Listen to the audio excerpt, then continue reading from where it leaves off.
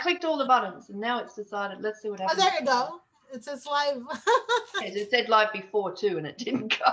I'm just going to Okay. double check. Oh, dear me. Ah. Making sure it's coming on now. Hopefully. I think we're live now. Okay, now we're live. Okay, people, we're a little bit late for our spotlight on today, Tess and I, because I did a bit of a stuff up there thinking we had gone live and it hadn't. Not to worry, we are here live now for Spotlight On. And this time I'm introducing Tess Vergara, who is our soul powered coach. And we're going to talk a little bit for the next 10 minutes to Tess about how she has getting her message out there, how she decided on her message, and of course, how she's using her coaching presence to get out there and attract clients. Welcome, Tess. Welcome. Thank you. Welcome. I know you just spent 5 minutes talking. You have to start again. So tell us a little bit about what your special area of brilliance is, basically your niche and market, and why you decided to settle in on that. Well, my special area of brilliance is soul power, and I guide leaders, light workers, and change maker come to a place of balance and reconciliation, because that was my background, right? 30 years I was an accountant. So to come to this place of balance and reconciliation so they can powerfully step into leadership, fulfill their soul mission, and live the life they love to live from the level of soul, which is different from the level of fear, the level of mind. We're transcending that to the level of soul. Something we've been talking about lately in the group, hasn't it? We put a post up there and it kind of went down that line of talking about more people stepping up into positions of power and leadership from that place of being soul aligned with where they're going. Yeah, we have to transcend the ego. We have to transcend the unresolved emotions. Otherwise, we cannot survive the divisiveness that's going on in the world right now. Oh my God, it's so dark, it's so negative, it's so heavy. But if you are able to reconcile and balance and integrate the 4 pillars, which is the physical, the emotional, the mental, and spiritual, and reconcile and integrate that so that you're functioning from a one whole unified light, it's easier and it's more natural. It's not forced, and you're in flow. Yeah, and it's just the natural expression of you.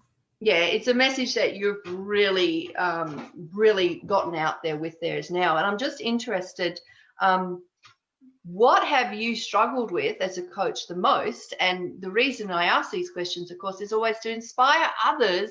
I know there's a lot of people in the group who may be just starting, or maybe have been doing this for a couple of years and still not quite where they feel that they would like to be. So what have been some of the things that you struggled with when you first started, or since starting, and maybe even do still struggle with along the way, Tess, as a coach, change maker? Well, definitely not courage, definitely not doing it, right? Because I came from that, do, proving myself that I can do it. That was my whole life prior to being a coach. But then this is a whole new side of me. This is the creative side of me, from accountant to coach. It's a whole shift in where I'm thinking from and functioning from, right? So I thought, okay, just give me the script. I'll pay for the darn script. I'll say it, and I'll get a client, right? But it doesn't happen that way. It doesn't happen when you're just saying someone else's words. It doesn't land. It's not felt here. And therefore, there's no energy attracting the other person to work with you. There's no meeting of the minds. There's no meeting of the soul from that level of okay, I'll just say it. I'll say whatever you want to hear, and I'll say it. And it doesn't work that way. It feels phony, it feels fake, it feels false. So for you, it was just honing into what you really wanted to be, was it? Or what you really wanted to be about and say? Yeah, it's getting clear on, I've always been clear that it's awakening, because I went through such a deep dark night of the soul, right? And awakening from that, awakening that there's more to life than just the puppet that I was. paying my bills, putting food on the table, and then doing the exact same thing the next day. Um, so articulating that, and who wants this? Yeah, who Who wants wants? this? So the ideal client, and positioning, and all that. Oh my goodness, yeah. But it has to be my voice. But the thing is, if you're still stepping into this, my throat chakra was so blocked that you had a post several days ago about hiding, right? Mm. First I was hiding from someone. I needed someone to edify me. I needed someone to introduce me, because when all your life you fight to be seen, and yet just functioning as a wallpaper in the background. There's that uh, contrasting life, that yes, I'm here, I'm doing the work, but no, don't put me on the spotlight. It's such a back and forth, and to step into that. And that's why I value you so much, and you really push me to the front. Just do it.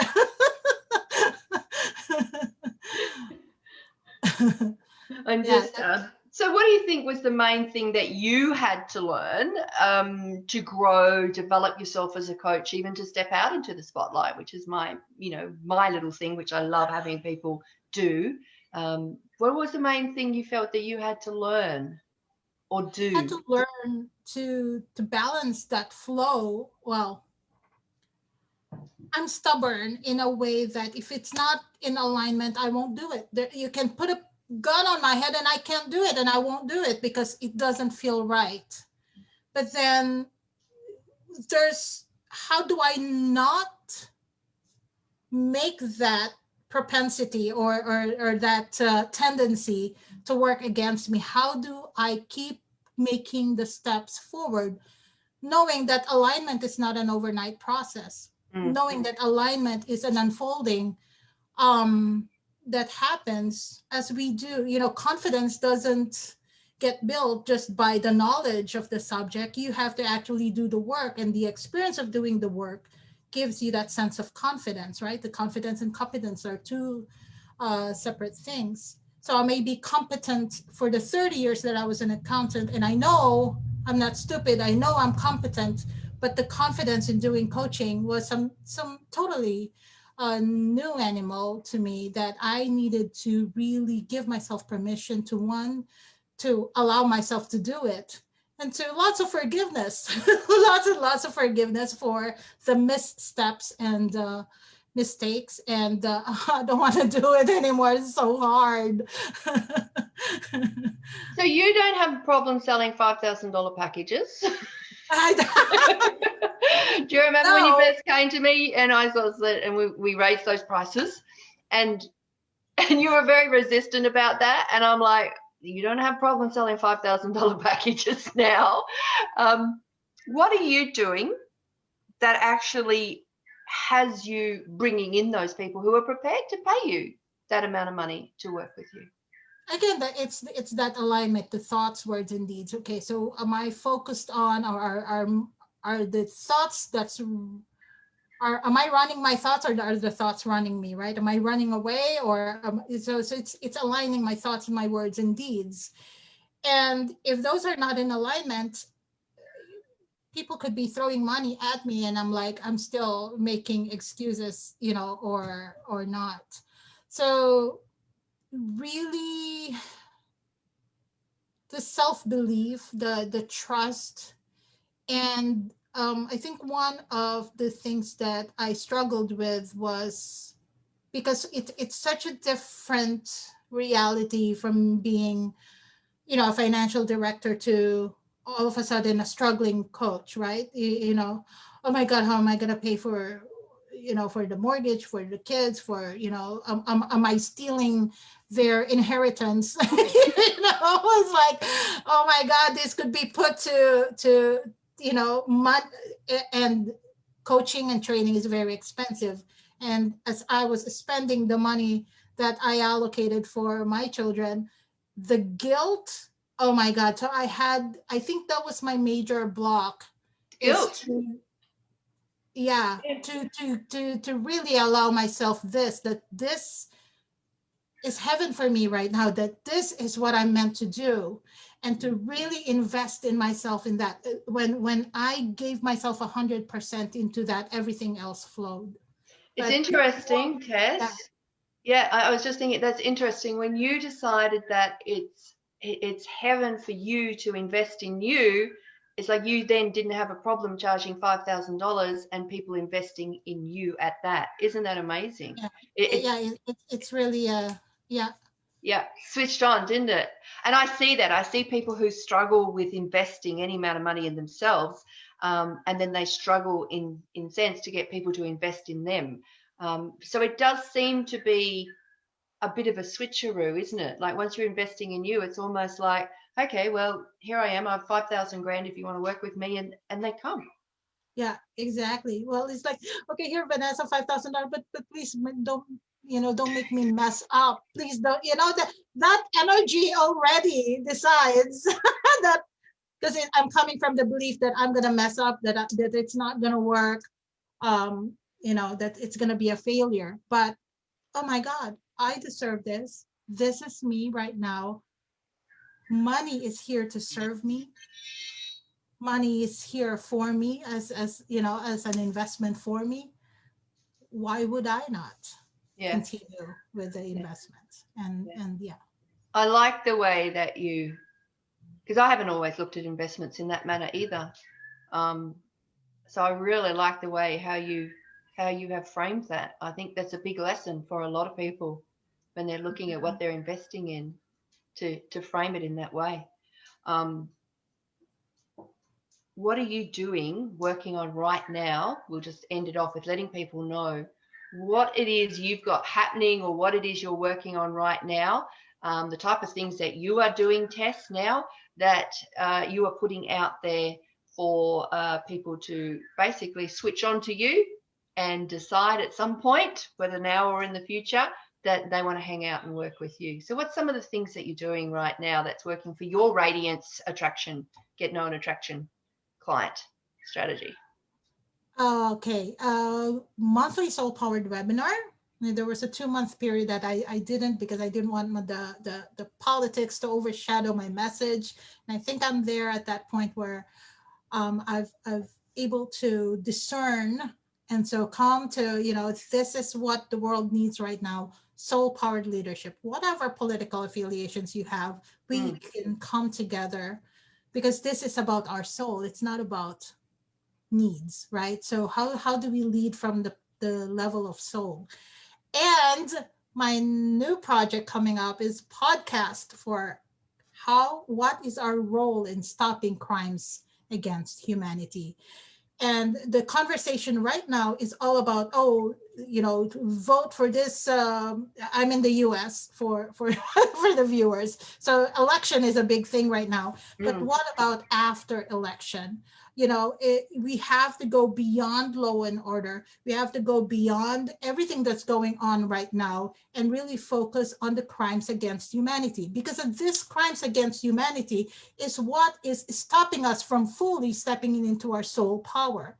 We are being attacked on an emotional level, on a physical level, our food, our GMO, on a spiritual level. People cannot go to their church right now. It's on lockdown, right? And a mental level, we are being programmed to just follow and obey and be complicit to what's going on in the world. No, no more enough, because people have suffered enough. Yeah, And I can't, I can't, I thought it was the politics that was, I was so obsessed about, but it was the crime against humanity. Because as long as these crimes to humanity are being done, then we are being blocked. We are being attacked on a physical and an emotional, on a mental and spiritual level. And it's such a struggle to step into what is already ours, which is our divine inheritance, which is our soul power. That is our essence. That's our unique soul power. It is ours. It's time to claim it. yeah. And people watching, this is Tess in action. But that's what is good about that is that when I talk about the one thing and what to stand for, like Tess has really stamped herself as soul powered, particularly, just diving into soul powered leadership, being soul powered ourselves. And yes, now each day that I talk to you, you seem to be defining your mission and your message more and more and more. And I think that's a good lesson for everyone watching, to realize that your message does, and even your niche, for example, your message, your market, where you start with may not necessarily be where you'll be in a year's time. It's always constantly evolving. That's why I say to people, just get started. Don't get too stuck in on having everything right. If you had seen how Tess has evolved over the last, what are we working here, 7 months or even more together, and how much you've evolved. And yeah, you did take two months kind of not so much on the coaching side of things, though I know you had your personal clients, because Right. you did get, Marketing, break on the marketing and yeah, right. but now you're back into the flow because you've taken that 2 months and you've really started to refine and know where it is and what it is that you're actually wanting to deliver for this next level that you're evolving into as a coach as well. So it's always good to see coaches who, I know a lot of people shy back, and it's not that Tess is outspoken. She's very passionate, Mhm. and that comes through in the work that she does. Now, that's not going to be for everyone, and this is why I like to bring on a selection of different coaches, because Tess is extremely passionate about a certain message, while others will be more focused on other aspects with their coaching. But all different ways will work if you know who you are, what you are representing. As I said, Tess has gone from, I know I had to upgrade her, get her to upgrade even with her packages. And I remember the hesitation. And now it's just like, yeah, bring it on, baby. Isn't it? Yeah. Like, Well, before it was strategic interventionist and awakening coach, and you're like, no.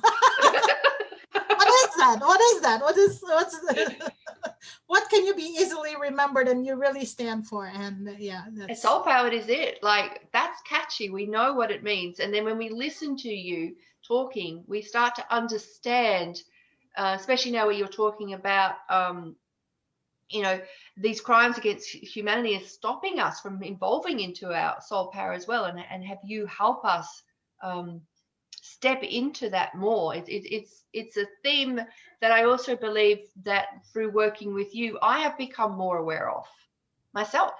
Just strictly through working with you, it's raised my awareness of what that actually means, um, and how not to just sit down and just accept everything that's being thrown at us as well, but operating from, yeah, our highest power within ourselves as well. right. So thank you so much, Tess. If anyone is interested in Tess, she does hold the, you can hang out on her pages, so we'll stick those up in a minute, Tess, and of course just reach out and connect with Tess. um, you can connect with Tess and hop onto her monthly webinars. They're always good. um, Next one's coming up soon, isn't it? This on Wednesday, yeah. Yep. And then um, our soul powered activations here in the group.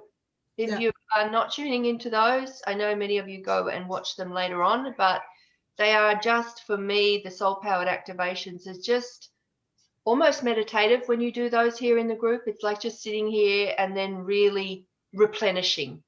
I find them quite replenishing. So if anyone is looking for something to really just replenish you and really have you step into your soul power as a coach and as a change maker, if you are feeling called to be a change maker, I'm going to say first up, Tess, not every coach is called to be a change maker.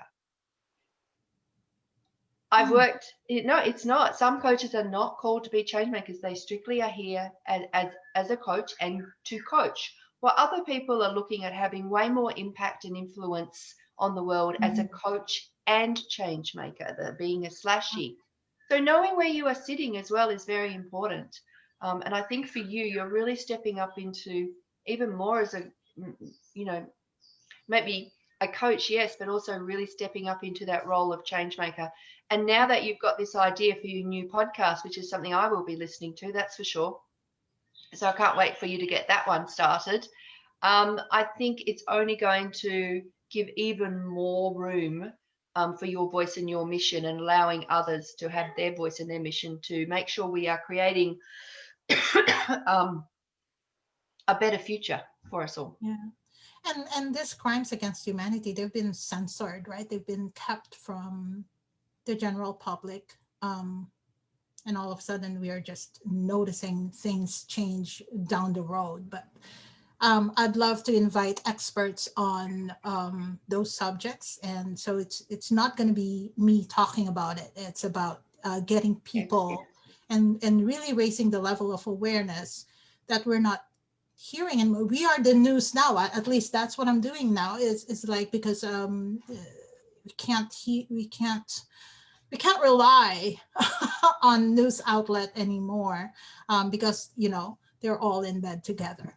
But we're here together to, I believe, even if you're a coach and not a change maker, you think you're not a change maker, or you're not going to actively participate in that, but your light, your intention for the planet, your intention for your fellow human beings, it's going to radiate, it's going to generate whatever is needed to turn this new world into the heaven that I am dreaming it to be. That's my calling, right? Why am I doing this?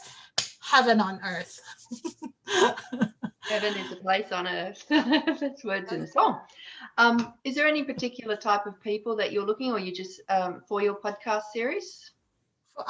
If you're an expert, or you're really passionate about, let's say, the vaccine or GMO, big pharma, these are crimes against humanity. That is, I hate to say it, but it's really coming to the forefront that they're intentional crime against humankind to really trap us into lower consciousness. And I can see this podcast having good listenership, Tess. yeah, chemtrails, anything. Yeah. And they are marketed that they're safe, that they're, but no, they're lowering our consciousness. Yeah. And it's so difficult for us to even vibe up, to even not feel stressed, because everything is coming at us. How do we pay the bill? And and then we get trapped into that mentality of struggle and survival. And no, that is not our nature. Our nature is joy, our nature is peace, our nature is freedom, and we need to reclaim that now. So that's some of the ways Tess is moving forward. She's made some giant leaps. So I remember when I started with you, you were struggling with message. I felt you were charging a bit too low, considering that once we changed direction, we had to alter things there. But now I think you've really stepped into your own soul power and really know what it is that you're wanting to create. And as you said, you keep refining it as well. It just keeps evolving and evolving. And I think if there's one lesson that you can learn from Tess, is that you will evolve. Exactly. We're never there. So, so enjoy the process of reclaiming yourself and exploring who you really are. Yeah. You, of course, being an explorer archetype, it sits perfectly with you to keep on exploring. Thank you so much, Tess. Everyone, of course, you can connect with Tess in any way. If you are looking to just sit back, relax over lunch or something like that, if you're on Aussie time, of course, go find the Soul Powered Activation series that we have in the units, where you will see more of Tess. And of course, follow Tess on her page. And of course, you can sign up for her monthly webinar series as well. And of course, next on board is the podcast about crimes against humanity to listen to as well. So that is one I'll be tuning in on as well. Thank you so much, Tess. And we'll see everyone, for another Spotlight On. I don't introduce the coaches. It's always a bit of a surprise. And I don't even know who I've got on next week, but I know I've got someone. Someone who will tell you about their journey and what they are doing to increase their radiance and attract clients as well. Thank you. Bye for now.